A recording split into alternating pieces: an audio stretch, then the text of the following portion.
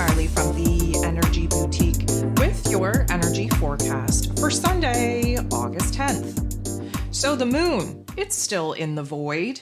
We slipped into the void right after the full moon peaked. And of course, that took place at 3:56 a.m. Eastern Standard Time here yesterday morning on the 9th. So we're still very much under the full moon's influence, and we are going to see the full moon in this void Aquarius energy pop into Pisces energy at 2:51 a.m. Eastern Standard Time. So considering the fact if we remove that full moon energy, the transition from Aquarius to Pisces is always a little bit of a bumpy one, mostly because in the Aquarius energy, we get a little bit of a permission slip to be emotionally detached from our situation, from our circumstances. We were acting as the observer in that Aquarian energy. And of course, it put us in a situation to have epiphanies, revelations, new perspectives emerge.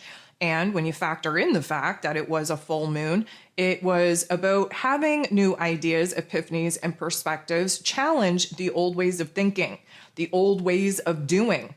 And that particular revelation, once you know, you can't unknow, and therefore it's going to help us break free, liberate ourselves from some of the mental narratives, looping patterns and behaviors that we now realize we were very much trapped in.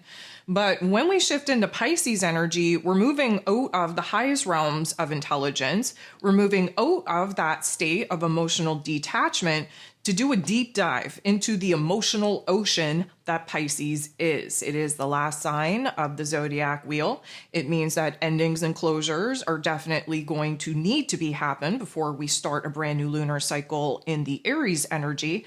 And we bring those endings and closures into our reality by getting a grip on our emotions, getting a grip on our intuition. We're tapping into our higher selves, and we are gaining a lot of perspective, a lot of inspiration, a lot of direction from that higher self on what needs to end and die before we can begin again. So you add that full moon energy in there, we're definitely experiencing a little bit of those lunar hangover symptoms. And the Pisces energy is probably going to turn the volume up on our hypersensitivities. So expect a high sense of emotion, expect picking up on the subtle energies of the world around you, and expect some major intuitive insights really kind of compound on the intellectual revelations that we just had under this Aquarius transit. So today is also the last day